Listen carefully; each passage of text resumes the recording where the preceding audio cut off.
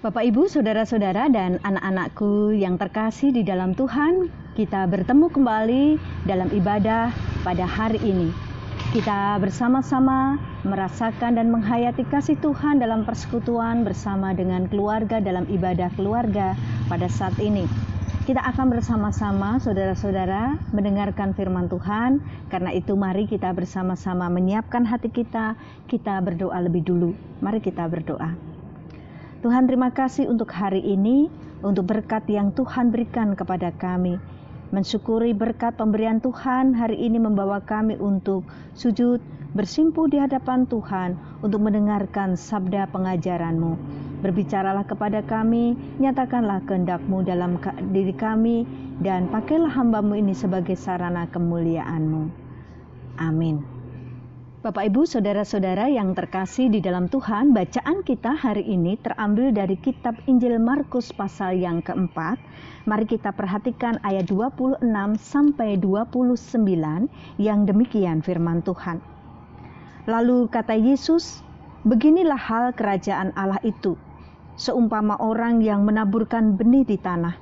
Lalu pada malam hari ia tidur, dan pada siang hari ia bangun. Dan benih itu mengeluarkan tunas, dan tunas itu makin tinggi. Bagaimana terjadinya tidak diketahui orang itu. Bumi dengan sendirinya mengeluarkan buah, mula-mula tangkainya, lalu bulirnya, kemudian bulir-bulir yang penuh isinya dalam bulir itu. Apabila buah itu sudah cukup masak, orang itu segera menyabit, sebab musim menuai sudah tiba." Demikianlah firman Tuhan, yang berbahagia kita yang mendengarkan serta merenungkannya dalam hidup kita sehari-hari. Haleluya. Saudara yang terkasih di dalam Tuhan, tema kita hari ini adalah bersabar dan setia berproses untuk pertumbuhan. Saudara yang terkasih, di samping saya ada tanaman soka. Kita bisa melihatnya. Tanaman ini kalau tidak salah ditanam pada tahun 2018-an akhir. Waktu itu masih kecil, masih pendek seperti ini. Dan sekarang kita melihat dan saya melihat dia sudah besar, sudah tumbuh dengan besar dan bahkan sudah berbunga. Saya tidak memperhatikan itu, tetapi saya hanya melihat sekarang sudah bertumbuh dengan baik, dengan bunga yang cantik. Saudara-saudara yang terkasih di dalam Tuhan, hari ini kita akan berbicara tentang bertumbuh di dalam Tuhan. Teks kita kali ini adalah kitab Injil Markus sebagai sebuah Injil yang paling tua di antara Injil sinoptik lainnya. Kitab Injil ini ditulis pada sekitar 65-75 Masehi. Dan konteks pada saat itu adalah kekuasaan yang begitu besar pada masa penulisan kitab ini, dan penguasa yang begitu besar menekan dan juga membuat umat Tuhan, secara khusus jemaat Kristen pada saat itu mengalami penganiayaan, penderitaan, dan juga mengalami kondisi ketidakadilan dalam hidup mereka. Nah, teks ini berbicara kepada kita untuk memberikan kepada kita sebuah ilustrasi tentang kerajaan Allah dan bagaimana kerajaan Allah itu bertumbuh. Dan kalau kita perhatikan bahwa kitab ini yang secara khusus kita baca, kitab Injil Markus pasal 4 ayat 26 sampai 29 itu hanya ditulis oleh kitab Injil Markus. Artinya penulis pada saat itu melihat ada sebuah pengajaran yang menarik yang ternyata tidak ditangkap dan tidak dicatat oleh Injil-Injil yang lain, tetapi mempunyai makna yang sangat dalam untuk jemaat yang saat itu teraniaya dan menderita. Kalau kita membaca tadi kitab Injil Markus pasal 4 diceritakan tentang kerajaan Allah. Seumpama seorang petani yang memiliki benih, lalu pada waktu siang benih itu ditaburkan di tanah. Lalu dia tertidur. Dan ketika dia tertidur esoknya dan beberapa waktu kemudian dia melihat bahwa bunga itu atau melihat tanaman itu kemudian bertumbuh luar biasa. Dia tidak tahu kapan itu terjadi. Demikian juga kitab ini menceritakan tentang ternyata bumi itu kemudian membuat tanaman itu kemudian bertunas, kemudian menghasilkan buah, bulir-bulirnya semakin tinggi dan semakin tinggi. Dan pada waktunya ketika masak, maka para petani diperkenankan untuk menuainya. Saudara yang terkasih, sebetulnya ilustrasi ini sangat sederhana. Tetapi ilustrasi yang sederhana ini sungguh syarat dengan banyak makna untuk kita semua. Yang pertama yang hendak kita nyatakan ada berita tentang kerajaan Allah. Bahwa kerajaan Allah bukan dimengerti sebagai sebuah tempat yang akan kita nikmati dan kita akan diami ketika kita meninggal dunia. Tetapi kerajaan Allah menjadi sesuatu yang lebih luas, yaitu tentang kekuasaan Allah. Dan ini paradok berbanding terbalik dengan para penguasa pada saat itu, di mana para penguasa menggunakan pedang dan besi dalam memerintah dan mengatur rakyatnya. Tetapi kerajaan Allah tidak pernah menggunakan kekerasan untuk mengatur kehidupan ini.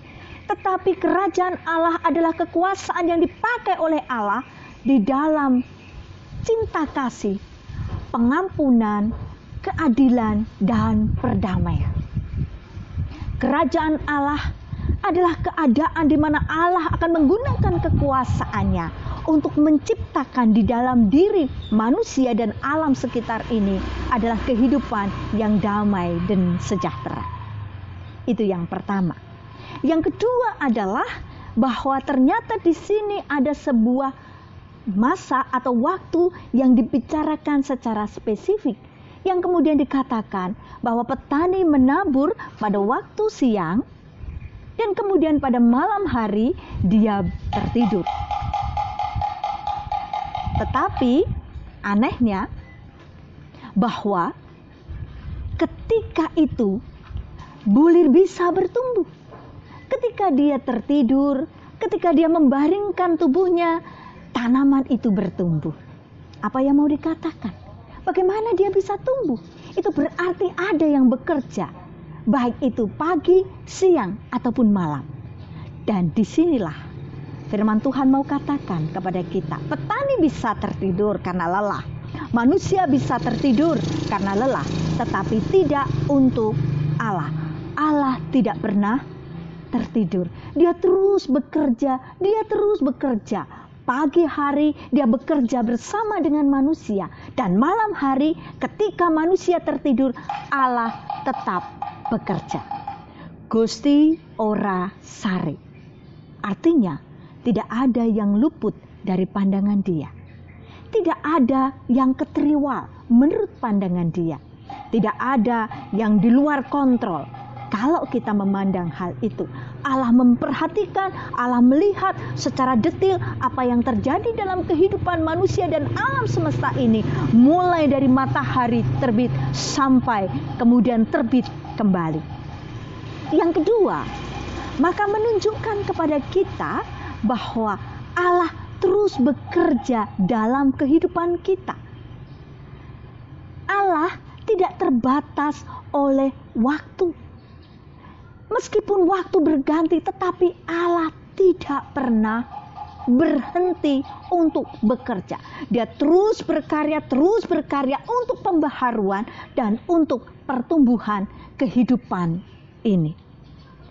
Saudara yang terkasih di dalam Tuhan Yesus Kristus, yang ketiga dari teks kita kali ini adalah menceritakan tentang bumi yang memberikan kepada tanaman itu kehidupan. Bumi tanah yang pada akhirnya membuat soka ini kemudian bertumbuh. Kita tidak pernah melihat seperti apa proses yang dilakukan oleh bumi ini hingga tanaman ini bertumbuh. Yang kita bisa lihat adalah hasilnya. Yang bisa kita lihat adalah pertumbuhannya, perubahannya yang bisa kita lihat. Tetapi proses bagaimana ini bertumbuh, kita tidak tahu.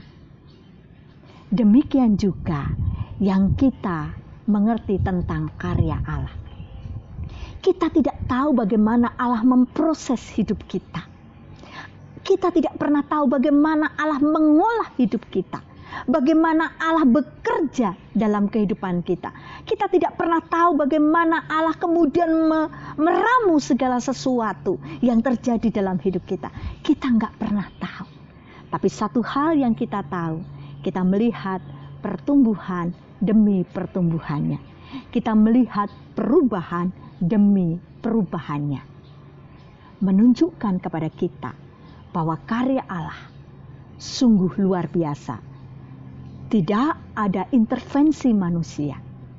Dia berdaulat penuh, berkarya secara penuh dalam kehidupan kita. Dan kita hanya akan melihat tanda dan perubahan itu. Bahkan dikatakan pada saatnya nanti, ketika tanaman ini sudah masak, maka kita boleh menanamnya. Allah yang bekerja dan Allah mempersilahkan manusia, saudara dan saya, untuk memetik hasil pekerjaan Allah. Luar biasa kan? Luar biasa. Allah bekerja luar biasa. Dan hasilnya yang baik adalah akan kita nikmati bersama-sama. Saudara yang terkasih di dalam Tuhan Yesus Kristus, kalau demikian, maka pertanyaan yang muncul adalah, saya harus bagaimana dengan semua proses yang Tuhan kerjakan dalam hidup saya dan hidup saudara. Kalau ibarat tumbuhan, lalu apa yang mesti kita harus lakukan di dalamnya? Yang pertama yang perlu bagi kita adalah percayalah. Tidak ada proses yang sia-sia dalam hidup kita. Tidak ada kejadian yang tidak bermanfaat dalam kehidupan kita. Bahkan sekalipun itu berat dalam hidup kita, sekalipun itu kemudian melukai diri kita, sekalipun itu kemudian menjadi sangat kemudian membuat kita berduka atau membuat sakit hati atau membuat kita menderita, tidak ada yang sia-sia di hadapan Tuhan. Karena apa? Karena itu adalah cara Tuhan memproses kita. Seperti tanaman ini bisa tumbuh dengan sendirinya, dengan sedemikian indahnya, karena ada proses yang dilakukan. Ditanami, kemudian dikasih rabuk, dikasih air, bahkan kadang-kadang kemudian akan dipotong supaya dia bisa berbunga lebih banyak dan lain sebagainya. Maka ketika Allah sedang memproses kita, tidak ada yang sia-sia, saudara. Mari kita lihat perjalanan hidup kita. Mungkin kita merasa, wah dulu itu menderita, wah seperti ini, seperti itu. Bahkan kita merasa kita era kuat. Atau sekarang kemudian kita merasa nggak kuat Tuhan, seperti ini dan lain sebagainya. Tapi kita lihat bahwa ternyata pengalaman yang berat itu bermanfaat bagi hidup kita. Menjadi kita kuat, menjadi kita teguh, menjadi kita kemudian mampu untuk bekerja sama dan kemudian saling bahu-membahu menghadapi situasi yang ada. Seperti COVID pada saat ini. Pertamanya berat bagi kita. Kita kelimpungan, kita kemudian ketakutan dan lain sebagainya. Apakah sekarang kita tidak ketakutan? Masih tetap, tetapi hati kita berbeda. Ternyata tidak semua penderitaan itu buruk bagi diri kita. Tentu ada maknanya, ada hikmatnya yang Tuhan berikan untuk pertumbuhan hidup kita. Itu yang pertama. Yang kedua yang harus kita lakukan adalah belajar, bersabar, dan setia. Itu yang paling tidak mudah. Karena banyak orang, termasuk saya, pengennya cepat-cepat. Segera, kita pengen instan segala sesuatunya. Ayo Tuhan, segera selesaikan masalah saya. Segera penuhi kebutuhan saya. Segera selesaikan pergumulan saya dan lain sebagainya. Tuhan tidak ingin kita menjadi orang Kristen yang karbitan. Karena kalau kita menjadi orang Kristen yang dikarbit, yang terjadi apa? Enggak enak sama sekali. Bahkan membusuk di dalamnya. Allah ingin kita bersabar dengan proses yang Tuhan kerjakan dalam kehidupan kita. Kesabaran itu datangnya dari Tuhan. Kesabaran itu hanya milik Tuhan. Yang diperkenankan biarlah menjadi bagian dalam kehidupan kita. Pada waktu yang Tuhan sudah tentukan, pasti semua akan selesai dengan sendirinya, karena Allah yang menyelesaikan semuanya. Allah yang membangun segala sesuatu, maka Allah akan mengakhirinya dengan damai sejahtera. Ada sebuah lagu yang sangat menarik, sangat indah, dan sangat bermakna, menjadi jalan berkat bagi kita yang akhir-akhir ini kita dengar bersama, yaitu lagu tentang waktu Tuhan. Di situ dikatakan, jika Tuhan izinkan, segala sesuatu terjadi dalam hidup kita. Tapi satu hal yang kita tahu, bahwa waktu Tuhan adalah waktu yang terbaik. Kita akan dengarkan bersama-sama.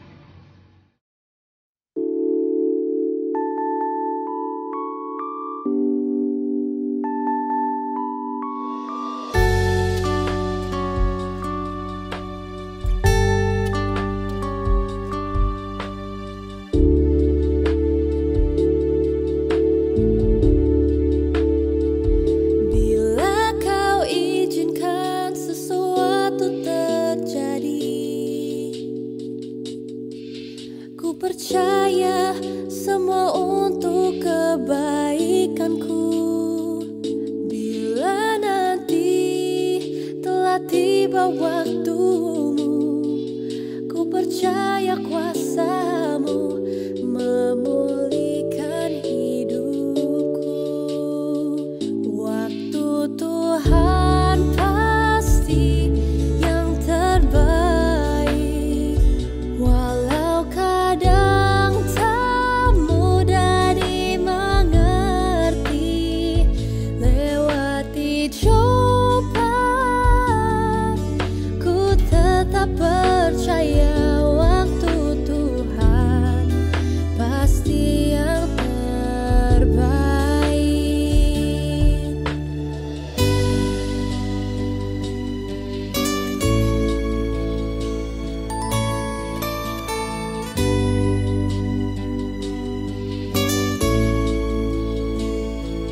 Bila Kau izinkan sesuatu terjadi, ku percaya semua untuk kebaikanku. Bila nanti telah tiba waktumu, ku percaya kuasa-Mu memulihkan hidupku. Waktu Tuhan pasti yang terbaik, walau kadang tak mudah dimengerti. Lewati cobaan, ku tetap percaya waktu Tuhan pasti yang terbaik.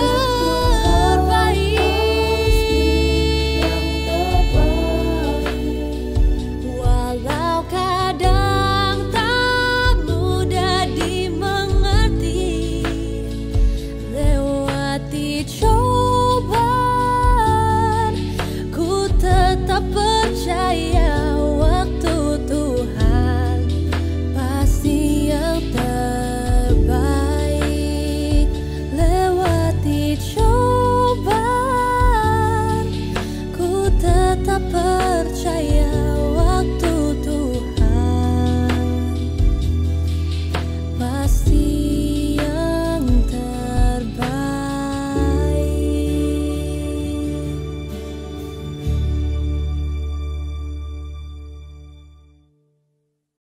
Mari kita berdoa. Kami bersyukur Tuhan, kami telah menyelesaikan dan sudah mendengar firman Tuhan yang menguatkan bagi kami. Tuhan, biarlah kami boleh setia dan bersabar dalam proses yang Tuhan kerjakan dalam hidup kami, baik secara pribadi maupun secara berjemaat dan juga berbangsa. Kami percaya Tuhan ada di dalam kehidupan kami, dan Tuhan terus bekerja untuk kebaikan dalam hidup kami. Amin.